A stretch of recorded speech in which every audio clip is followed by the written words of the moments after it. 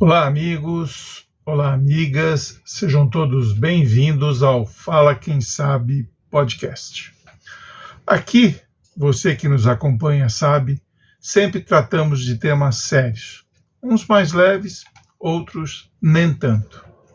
Nossos convidados são sempre especialistas, profissionais renomados e respeitados em suas áreas de atuação. Eles, obviamente, sabem muito bem sobre o que estão falando, por isso, são sempre convidados pelo Fala Quem Sabe. Suas opiniões, explicações e informações devem ser consideradas, refletidas e respeitadas. Porém, para a entrevista dessa edição, peço a sua atenção especial, pois o tema é de extrema relevância. O nosso convidado é um médico especialista, o Dr. Marcos Lipai, urologista muito respeitado com mais de 30 anos de profissão.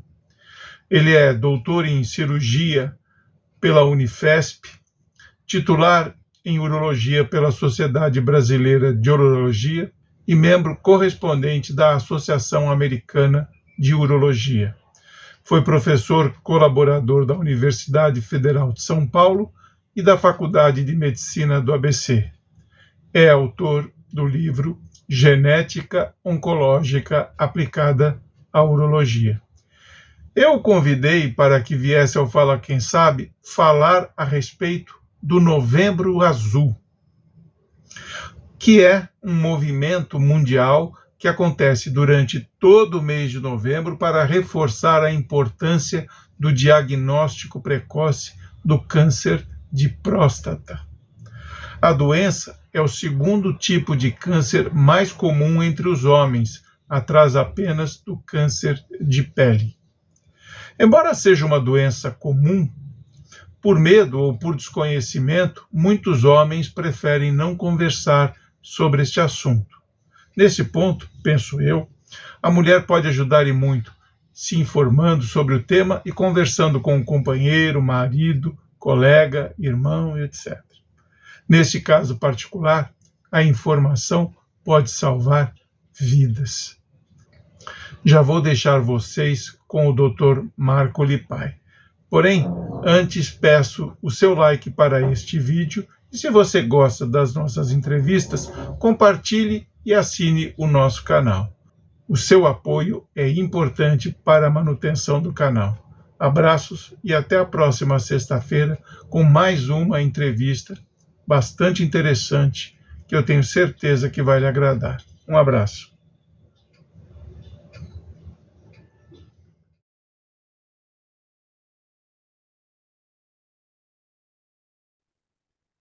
Olá, amigos do Fala Quem Sabe, sejam todos bem-vindos.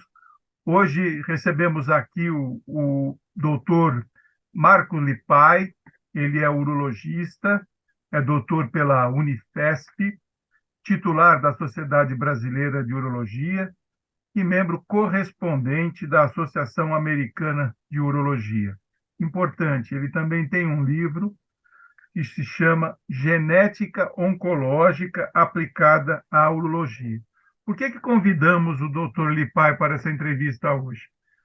Porque novembro é denominado Novembro Azul, né? É o período em que é uma lembrança para que todos os homens façam o seu exame de próstata.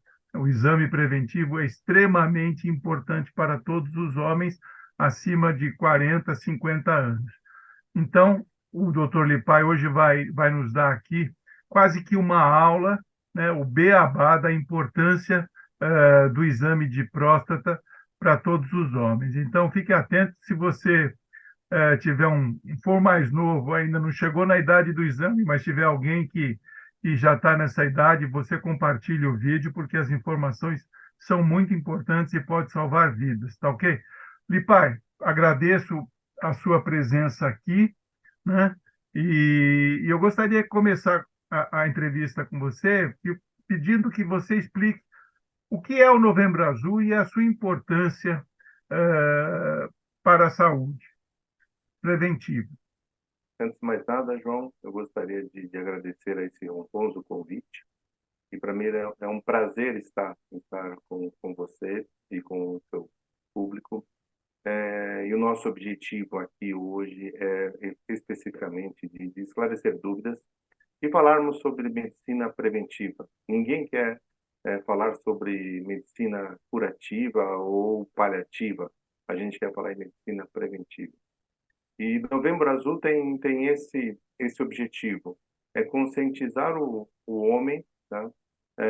Sobre o câncer de próstata, e para que ele tenha a noção do o quanto é importante esse cuidado com ele e com aqueles que ele ama, né? Novembro Azul está diretamente relacionado à data de 17 de novembro, que é o Dia Internacional de Prevenção ao Câncer da Próstata.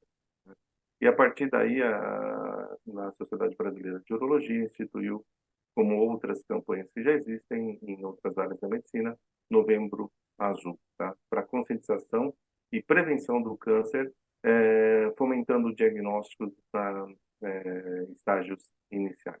Tá. Essa campanha que não é nova, né? Ela já vem há algum tempo, Novembro Azul. Se de fato você tem um aumento de procura, né, de pacientes buscando diagnóstico para essa doença. Eu gostaria, antes de responder a sua pergunta, de lembrar por que do Novembro Azul, por que do câncer da próstata e não mencionar outros tumores também, tá? Segundo dados do Instituto Nacional de Câncer, o câncer da próstata é o segundo câncer que mais incide e a segunda causa de óbitos relacionados a todos os cânceres no homem. Ele só praticamente não incide mais do que o câncer de pele não melanoma, tá? Então, a importância de nós estarmos falando é uma questão de números. Em questão de estatística, tá? Se nós traçarmos um paralelo da população brasileira e da população americana, efetivamente, a população americana, segundo dados de epidemiologia, os Estados Unidos faz um diagnóstico de aproximadamente 290 mil novos casos por ano e são responsáveis por 35 mil óbitos. E a gente fala, pô, mas a população americana, principalmente nos grandes centros, nas grandes cidades no Brasil, são semelhantes, tá? Então, isso pode ser questão de metodologia ou questão de se aprofundar dados, tá? Mas eu traduzo de uma certa forma que os números brasileiros talvez estejam um pouco subestimados e que nós tenhamos um número muito maior de casos se manifestando. E com relação à importância dessa campanha, a minha observação, eu tenho mais de 30 anos na medicina, efetivamente mais de 25 anos de consultório, os homens vêm se conscientizando e vêm procurando mais os urologistas nos últimos anos. Não aquele número que nós desejamos para falar de prevenção em estágios iniciais, mas sim, o homem vem procurando não só para câncer de próstata, mas para outras doenças urológicas. Por quê? Porque o homem também está envelhecendo, né? E a população, a inversão da pirâmide hoje, nós temos uma população com mais de 50, 60 anos, de forma extremamente significativa. E a conscientização, acredito que vem mais por questões conceituais dentro de casa, com sua mãe e sua esposa falando sobre a importância da prevenção. Porque as mulheres começaram a prevenção câncer ginecológico e câncer de mama muito antes do que nós imaginamos. Desde a década de 50, 60, já no século passado, as mulheres já vêm se submetendo a exames periódicos e também a exames físicos que possam ser tão ou mais constrangedor do que os homens, que eles colocam essa premissa que nós vamos falar daqui a pouquinho sobre o toque da próstata. Tá, O importante é que os homens estão procurando sim os urologistas em fases mais precoces. tá bom. Obrigado, Lipai, pela resposta. Deixa eu te fazer uma outra pergunta aqui. O que é a próstata? Onde ela está localizada e qual a sua função? Boa pergunta, João. Essa pergunta parece uma pergunta simples, mas Se a gente começar a sair perguntando, tem pessoas que acham que tanto homem quanto mulher tem próstata, quanto, na realidade, só os homens têm próstata. A próstata é uma glândula que no adulto jovem, perto dos seus 30 anos, ela vai ter um peso estimado de mais ou menos 25 a 30 gramas. Se coloca abaixo da bexiga e na frente do reto, que é o canal por onde ocorrem as evacuações, né? A próstata, ela tem 4 funções, ela não tem uma função, ela tem 4 funções. Ela faz um controle, uma barreira, uma proteção às infecções, tem importância na continência, ela tem o papel de produzir o líquido seminal e está relacionado à fertilidade, onde os espermatozoides ficam se nutrindo entre o intercurso sexual e o outro, e, finalmente, o prazer sexual, o orgasmo, também é responsável pela próstata quando o homem está no êxtase e as contrações são de origem prostática. Então, lembrando, barreiras de infecções, continência, reprodução e prazer sexual. Pouco importante, né? É. E o que é o câncer de próstata? Então, o câncer da próstata, como qualquer outro câncer, quando a gente fala de câncer, nós temos mais de 100 tipos deles. Nada mais é do que quando o tecido perde o seu controle de multiplicação e regeneração, ele passa a ter um crescimento desordenado, uma multiplicação desordenada, e efetivamente essas células começam a crescer e se espalhar inicialmente localmente e depois à distância. E como é feito o diagnóstico do câncer de próstata? O diagnóstico, eu dividiria o diagnóstico em 3 partes, né? Por isso a importância do homem procurar o seu urologista, conversar com o seu urologista. Primeiro, numa conversa, você tentar identificar se ele tem algum sinal ou algum sintoma, tá, que possa estar relacionado a alguma dificuldade para urinar, um sangue na urina, uma dor região óssea e assim por diante. E já seriam os estágios mais tardios da doença. Eu vou querer enfatizar a importância de fazermos o diagnóstico precoce, antes de se manifestar, enquanto o câncer está dentro da próstata, né? A segunda parte, depois, desculpe, ainda nessa história clínica, nessa conversa, você procurar identificar fatores de risco, tá? O que nós chamamos de fatores de risco? Qual a faixa etária que ele se encontra, que os tumores são mais frequentes de manifestação na sexta década de vida, mas eles começam lá atrás, antes. Por isso que a gente preconiza, como você falou, entre 40 e 50 anos, eu já vou mencionar faixas etárias para início. Nessa conversa, a gente vai querer saber se ele tem antecedentes familiares, quantos antecedentes familiares eles têm, se tiver, qual foi a idade de diagnóstico dos familiares, se ele é de etnia da raça negra, se ele é sedentário, se ele tem doenças que a gente chama de síndromes metabólicas, que efetivamente seria o quê?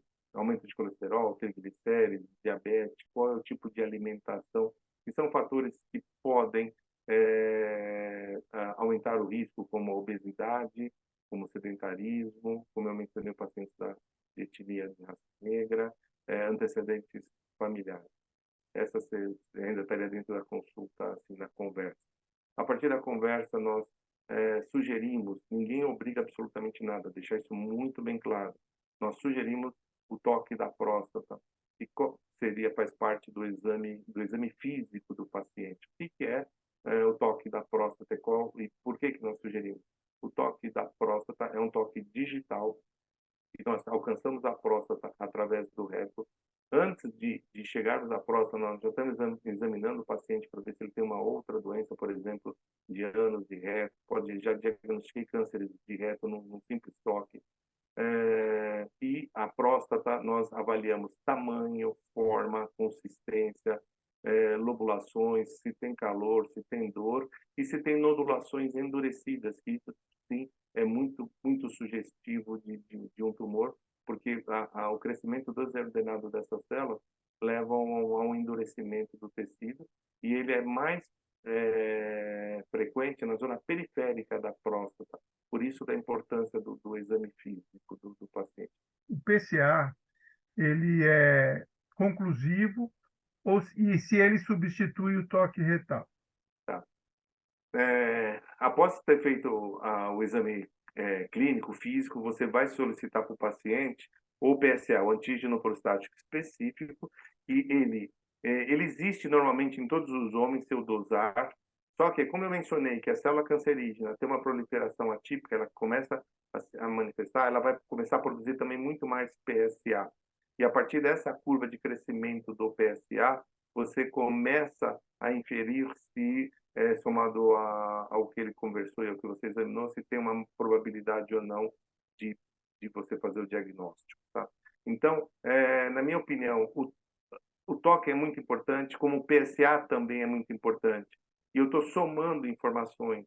Quanto maior o meu nível de informação, maior a minha chance de certeza para diagnóstico ou para exclusão da doença.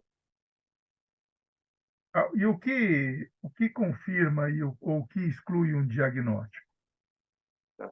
Então, se você tem um toque da próstata normal, se você tem um PSA com valores inicialmente, no primeiro momento, você vai ter valores que nós chamamos de valores de corte, que tem laboratórios hoje que falam em 2,5, né, de nanogramas por decilitro, e efetivamente você pode acompanhar e manter com margens de segurança. Mas não quer dizer que o paciente que chega no teu consultório que tem um PSA aumentado, na faixa, por exemplo, de 4 a 10, que ele efetivamente vai ter câncer. Tá? Ele é um fator indicativo. Eu costumo dizer no primeiro momento que é uma luz amarela que se acende. Quando você tem dúvida no toque, quando você tem dúvida no PSA, ou na somatória de ambos, você vai pedir a ressonância da próstata, e essa ressonância é como se fosse nas mulheres semelhante a uma mamografia, que ela vai te determinar de áreas de maior ou menor probabilidade de doença, né? Eles classificam tecnicamente em 5 notas, classificadas de PIRADS, que vai de 1 a 5. 1 e 2 inconclusivo, melhor, 1 e 2 de baixo risco, o 3 inconclusivo, 4 e 5 alta probabilidade de você ter um tumor. Nessas condições, você sugere uma biópsia de próstata. O indivíduo não foi diagnosticado com câncer. Esse diagnóstico, ele exclui a possibilidade dele vir a ter, ou ele ainda deve repetir o exame anualmente? Não, ele não exclui, tá? Como eu falei, o câncer de próstata, ele pode manifestar a qualquer época da vida, principalmente depois da sexta década de vida, como eu já mencionei. O que se recomenda, e nós estamos falando de medicina preventiva, de fazer o diagnóstico antes de que o indivíduo tenha sintomas, né, é que ele procure o seu urologista uma vez por ano. Ou se ele tiver alguma dúvida no toque ou alguma dúvida no PSA, principalmente no PSA, que seja alguma coisa duvidosa, que ele antecipe um novo exame de sangue, por exemplo, em 6 meses, para que a gente acompanhe a velocidade de crescimento desse PSA. Eu costumo dizer no consultório dos meus pacientes que nós somos meio cartesianos, né, em algumas situações, onde eu vou começar a construir um gráfico de dispersão, ou seja, eu vou colocar os valores de PSA ao longo do tempo e vou ver como que essa curva ela vai se comportar. Se ela se mantiver valores estáveis, você pode tranquilizar o paciente.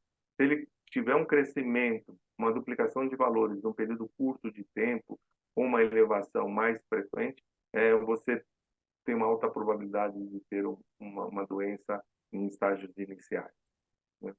Então, é importante o acompanhamento periódico. Pai, confirmado o diagnóstico, o indivíduo tem, de fato, câncer de próstata. Como se faz o tratamento? Uma vez confirmado o diagnóstico, você vai estadiar essa doença. Essa doença ela pode estar em estágios iniciais, ela pode ser uma doença já que tenha um certo risco, um risco moderado, ou uma doença de alto risco. Tá? Isso para doenças localizadas, tá? Ou seja, quando o tumor ainda está dentro da próstata. E, ao mesmo tempo, você vai rastrear outros sítios para saber como o paciente se comporta, ele se apresenta naquele momento para você, se ele tem doença fora da próstata ou à distância, loco-regional ou à distância. Então, eu vou ser um pouquinho mais acadêmico nesse sentido, de mencionar comentários falando sobre a doença em estágios iniciais. Se você faz o diagnóstico em pacientes mais idosos, que têm uma perspectiva de vida maior do que 10 anos, mas que a doença se apresenta do ponto de vista de valores de PSA e do valor do ponto de vista histológico, ou seja, o que o patologista nos dá de informação, falando se é uma célula mais agressiva ou menos agressiva, você pode até, em algumas situações muito específicas, muito particulares, deixar esse paciente em estágios de acompanhamento clínico, puro e simples. Você não indica nenhum tratamento mais agressivo, a não ser acompanhar esse paciente. Tem toda uma sequência, tem todo critérios para você tem que colocar para o paciente e sugerir para ele que ele se enquadra nessa situação e que você pode acompanhar. Eu tenho pacientes nessas situações em que aceitam muito bem a opção de rigoroso, mas tem que ser rigoroso acompanhamento, tá? Isso é a primeira situação. Então, hoje o câncer de próstata, você fala, todo mundo é tratado de forma cirúrgica ou outras modalidades? Não, existe alguma parcela de pacientes que se apresentam com doença, assim, ainda em estágios muito leves de agressividade, que dá para você, pura e simplesmente, acompanhar. Mas aqueles pacientes que já têm um grau de agressividade histológica, ou seja, a biologia que nós chamamos, a biologia do tumor, ou seja, o quanto esse tumor se mostra agressivo, você em estágios iniciais vai propor para ele em doença localizada, você vai sugerir para ele duas modalidades de tratamento, cirúrgica, né, ou radioterapia. Na minha opinião, os tratamentos cirúrgicos sempre têm melhores resultados, isso somado a dados de literatura, quando eu os comparo com a radioterapia. Tá? E a radioterapia eu posso guardar e usar lá na frente como resgate, se necessário for, se a doença evoluir. Tá? Então, a modalidade cirúrgica, na minha opinião, hoje, é a melhor forma de tratamento para doenças localizadas. E falando em cirurgia, Lipai, ela é uma cirurgia aberta, você vai lá, corta o cara, então ela é robótica. Como é que... Hoje no Brasil, nós temos as duas opções de tratamento, tanto cirurgia robótica como cirurgia aberta. Nós não podemos esquecer que o Brasil é um país continental e de contrastes. Eu posso ter, porque tudo envolve custo, mesmo se for da iniciativa privada ou pelo Estado, tudo isso envolve custo. Então, se nós considerarmos que o Brasil tem excelentes médicos, urologistas muito bem preparados em todos os territórios nacional, efetivamente, se ele tiver expertise na doença e se ele tiver expertise na cirurgia robótica ou na cirurgia aberta, os resultados finais são comparáveis do ponto de vista quando a gente está falando de tratamento oncológico, visando sempre a cura e os menores riscos para o paciente. Hoje, com o advento da cirurgia robótica, a cirurgia robótica, quando comparada à cirurgia aberta, na minha opinião, ela tem vários fatores que ela favorece uma recuperação mais rápida, ela consegue ampliar o campo cirúrgico, eu consigo ter um menor risco sobre tecidos, preservando estruturas nobres, como o feixe vasculonervoso, que tem muito a ver com a ereção do paciente, e bem como a preservação também de músculos, que tem resultado final na continência. Então, eu já estou respondendo que a cirurgia ela pode ter alguns riscos, mas esses riscos são minimizados com a expertise do profissional que está indicando. Quando ele indica uma conduta, ele tem que ter um profundo conhecimento. Todas as cirurgias podem ser feitas por robô, por exemplo, né, o uso da robótica, ou em alguns casos não é possível? Não, o robô, ele no oferece uma gama de opções extremamente significativas. Então, se eu tiver um campo cirúrgico em condições que me permitam eu individualizar as estruturas anatômicas de forma precisa, eu vou conseguir fazer a cirurgia robótica como cirurgia aberta. O problema é isso, né, em estágios iniciais, 100% das vezes a gente faz. O problema é que tem algumas situações em que se o tumor alcançou tal volume que praticamente ele invade outras estruturas nobres, é quase que impossível você ter um campo, uma margem cirúrgica, e você não vai submeter o paciente a um procedimento e que ele não vai trazer um benefício para ele. Você vai lançar mão de outras opções terapêuticas visando qualidade de vida. Então, dependendo da situação, a cirurgia robótica, ela apresenta um resultado mais interessante para o paciente.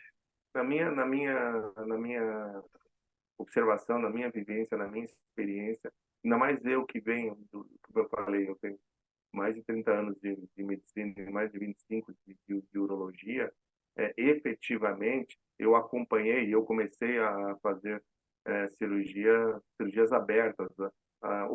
Nos últimos 30 anos, houve um avanço muito significativo, não só na medicina, mas principalmente na urologia. A cirurgia robótica iniciou em cirurgias para a abordagem especificamente do câncer de próstata. Historicamente, a gente sabe disso na Alemanha. Então, o boom de doenças, o boom que nós temos hoje de procedimentos minimamente invasivos, traz um grau de resolutibilidade extremamente significativo, extremamente elevado, que é confortável tanto para o médico quanto para o paciente.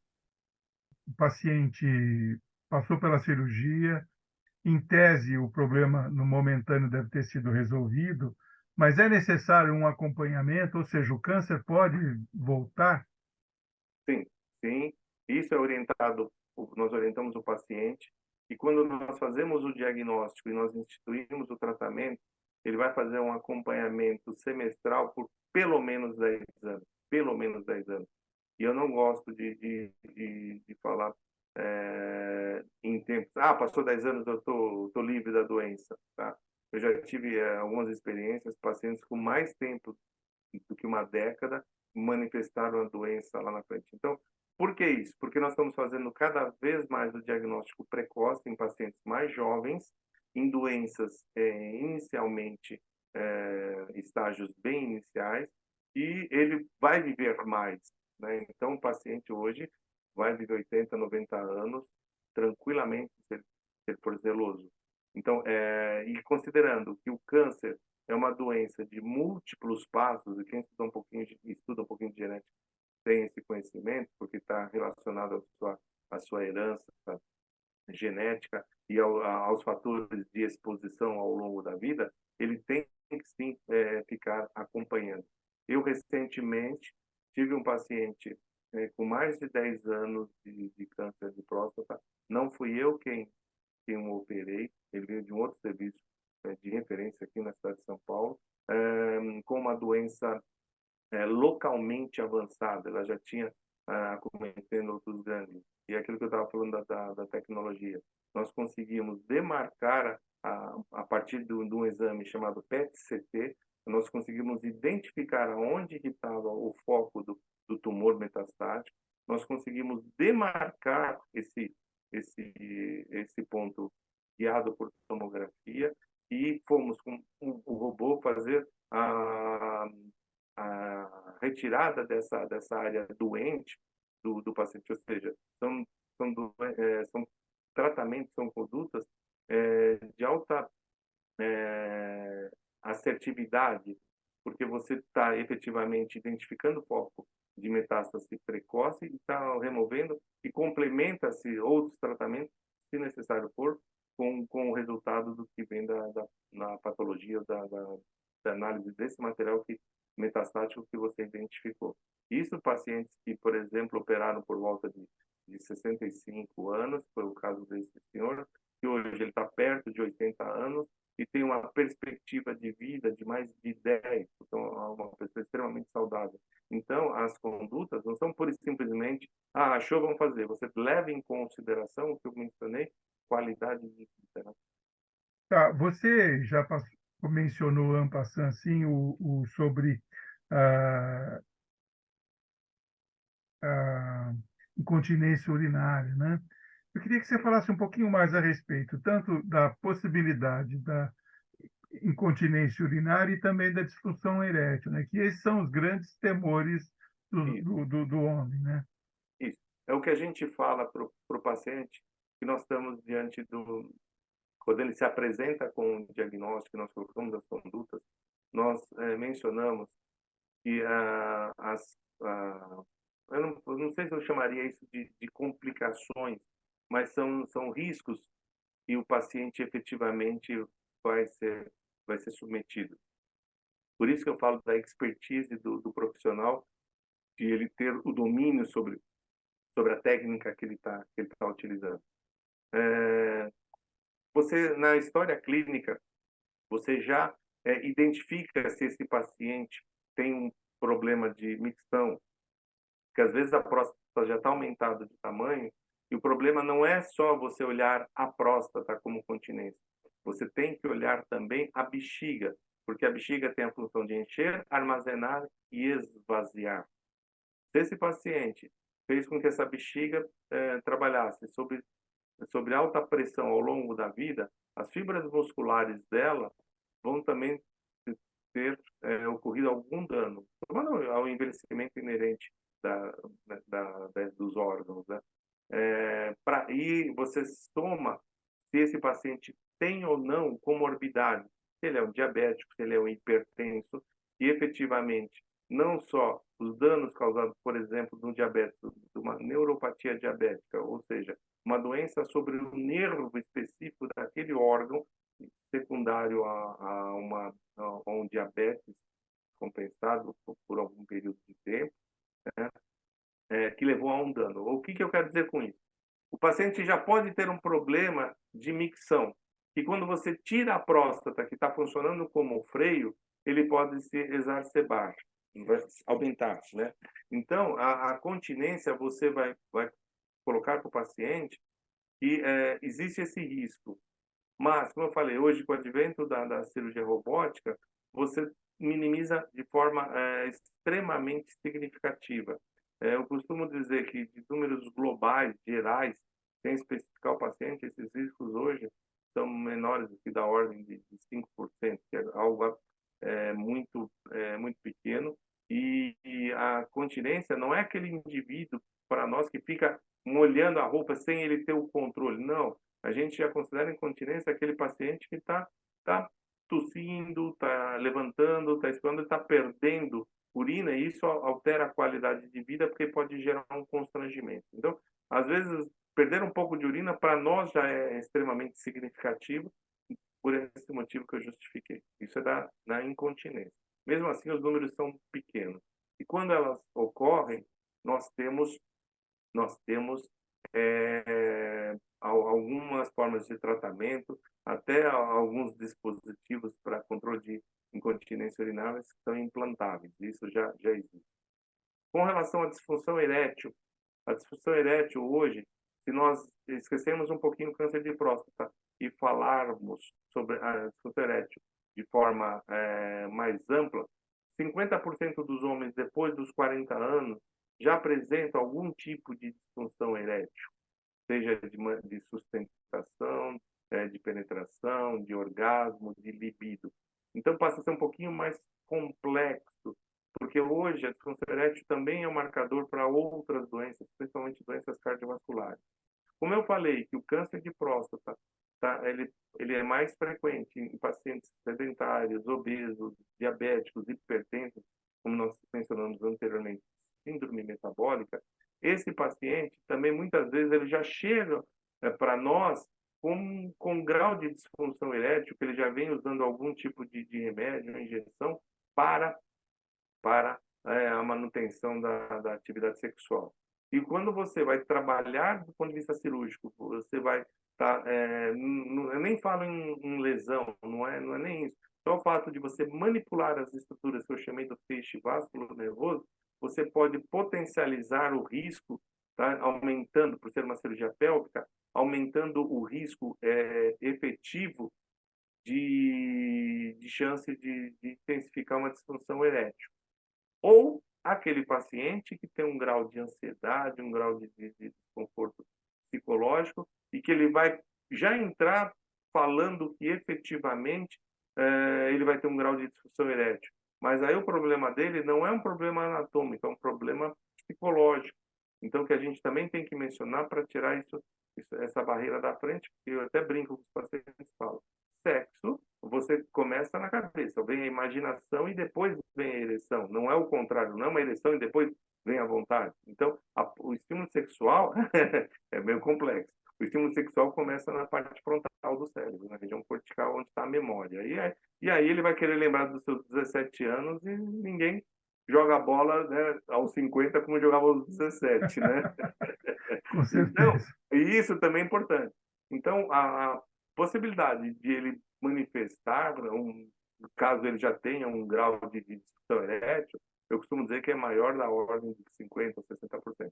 Mas também tem formas de nós tratarmos e efetivamente contornarmos essa situação. Se vale a pena, essa semana para mim foi muito gratificante. Eu tive a oportunidade de retorno de 2 pacientes que o mês passado nós operamos de câncer de próstata com diagnóstico antes dos 60 anos. Um deles já tendo feito cirurgia para desobstrução da próstata, aumenta o risco de complicações. Esses 2 pacientes que eu os atendi ainda esta semana, eles estão com praticamente 40 dias de cirurgia, eles estão continentes e tendo ereção. Então, isso para nós é muito gratificante e serve como exemplo, porque você tem que começar o tratamento muito antes de você fazê-lo, o ato cirúrgico.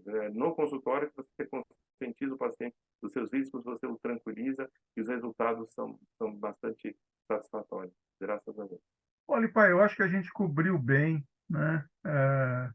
Em termos, você foi até bastante didático. Eu acho que qualquer pessoa pode, assistindo ou ouvindo a sua fala, você vai ter uma noção exata do que você está falando de alguma forma, se cuidar melhor, né? Eu acho que a gente cobriu bem. Você tem alguma mensagem a mais para passar que você acha que é importante para Eu, alertar eu o gostaria, eu pessoal? gostaria gostaria de resumir, João, o que nós falamos. Fique à vontade. A todos os homens, né, que têm próstata, né? Então não se enquadra as mulheres. A todos aqueles que têm próstata, né? Efetivamente, que têm uma chance de risco maior, como eu já mencionei, pacientes diabéticos, hipertensos, obesos, sedentários, que têm antecedentes na família e que têm uma etnia de raça negra, que comece a investigação, se for esse o seu desejo, a partir dos 40 anos. Aqueles que estão exclusos dessa situação podem ter uma chance a mais de começar de perto dos 45 anos, mas não mais do que isso daí. Então, o intervalo ideal entre você procurar o seu médico é entre 40 e 45 anos.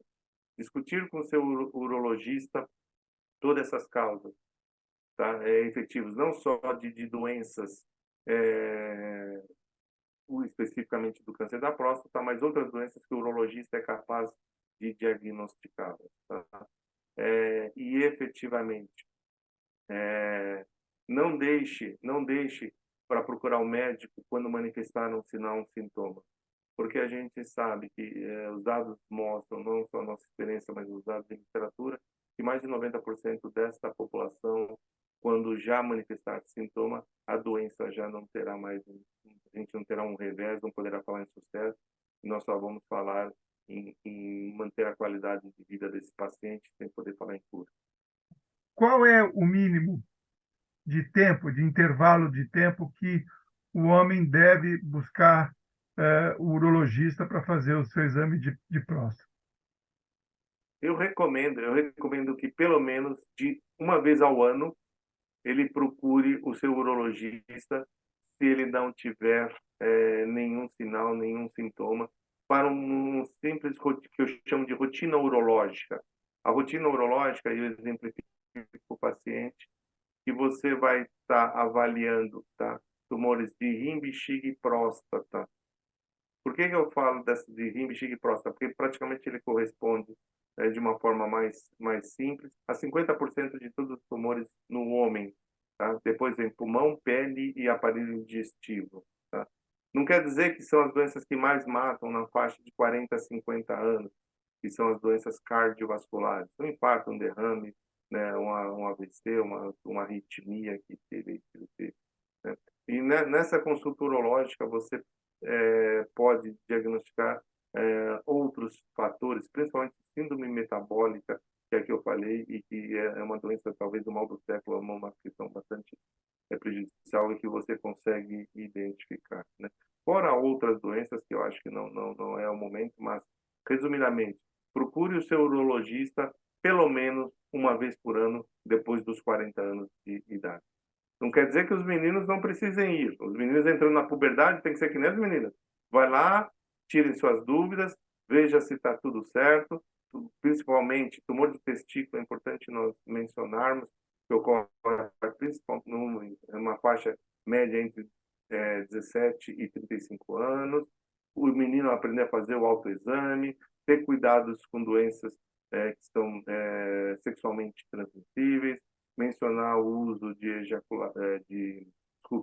discutir as modalidades de atividade sexual, a importância de preservativos, e se ele tiver algum distúrbio de ereção, que, como eu mencionei há pouco, da ejaculação precoce, ele efetivamente vai contornar e tirar isso de letra sem remédio, às vezes em segurança. Tá? Então, os meninos, entrou na puberdade, procure o seu urologista, pelo menos para esclarecer dúvidas e receber orientações. E todos os homens, depois dos 40 anos, procure, porque a incidência de cânceres em homens, do ponto de vista urológico, são bastante frequentes. Maravilha, Lipai, eu quero agradecer a sua participação, todos esses esclarecimentos, tá? Eu acho que a nossa audiência vai aproveitar muito essa entrevista, tá bom? Obrigado pela disponibilidade de tempo e espero tê-lo aqui em outras vezes, né, para falar de outros temas ligados à saúde e à urologia. Estamos sempre à disposição. O dia que você quiser usar o nosso canal, é só você avisar, a gente marca um horário e ele está aberto para você todo o tempo. Obrigado. João, mais uma vez eu gostaria de agradecer, me colocar à disposição sempre que for necessário, qualquer esclarecimento a qualquer momento eu estou à disposição.